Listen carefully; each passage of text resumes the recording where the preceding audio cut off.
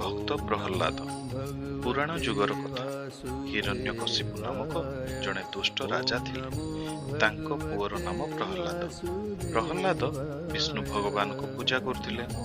ଅସୁର ରାଜାର ବଡ଼ ଭାଇ ହିରଣ୍ୟାକ୍ଷ ଦୁଷ୍ଟ ହେବାରୁ ବିଷ୍ଣୁ ଭଗବାନ ତାକୁ ମାରିଦେଲେ। ସେଥିପାଇଁ ରାଜା ବିଷ୍ଣୁ ଭଗବାନଙ୍କୁ ପୂଜା କରିବା ପାଇଁ ସମସ୍ତଙ୍କୁ ମନା କରୁଥିଲେ।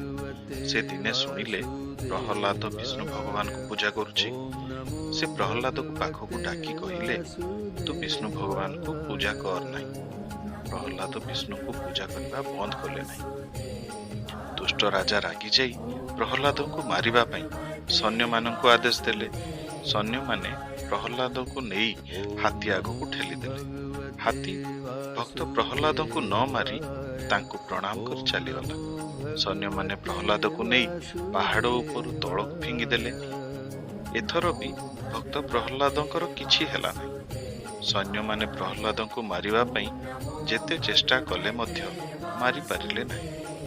ସୈନ୍ୟମାନେ ପ୍ରହଲ୍ଲାଦଙ୍କୁ ମାରି ନ ପାରିବା କଥା ରାଜା ହିରଣ୍ୟକଶିପୁ ଜଣାଇଲେ। ରାଜା ରାଗି ଯାଇ ପ୍ରହଲ୍ଲାଦଙ୍କୁ ଡାକି କହିଲେ, ତୁ ସବୁବେଳେ ଭଗବାନ ଭଗବାନ ହେଉଛୁ। ତୁ ଭଗବାନ କେଉଁଠି ଅଛନ୍ତି ଦେଖା। ଭକ୍ତ ପ୍ରହଲ୍ଲାଦ କହିଲେ, ଭଗବାନ ଗଛ, ଲତା, ମାଟି, ପାଣି, ପବନ, ଜୀବଜନ୍ତୁ, ପାହାଡ଼, ପର୍ବତ ସବୁଥିରେ ଅଛନ୍ତି। ଦୁଷ୍ଟ ରାଜା ରାଗି ଯାଇ କହିଲେ, ଏଇ ଖମ୍ବରେ କଣ ତୋର ଭଗବାନ ଅଛନ୍ତି? ଭକ୍ତ ପ୍ରହଲ୍ଲାଦ କହିଲେ, ହଁ, ଭଗବାନ ଏଇ ଖମ୍ବରେ ମଧ୍ୟ ଅଛନ୍ତି। ରାଜା ରାଗି ଯାଇ ଭଗବାନଙ୍କୁ ମାରିବା ପାଇଁ ଖମ୍ବକୁ ଖଣ୍ଡାରେ ଆଘାତ କରିବାରୁ ଖମ୍ବ ଖଣ୍ଡ ଖଣ୍ଡ ହୋଇ ଭାଙ୍ଗିଗଲା। ସଙ୍ଗେ ସଙ୍ଗେ ଖମ୍ବ ଭିତରୁ ନରସିଂହ ରୂପରେ ଭଗବାନ ବାହାରି ଆସି ମୁନିଆ ମୁନିଆ ନଖରେ ଅସୁର ରାଜାର ପେଟକୁ ଚିରିଦେଲେ।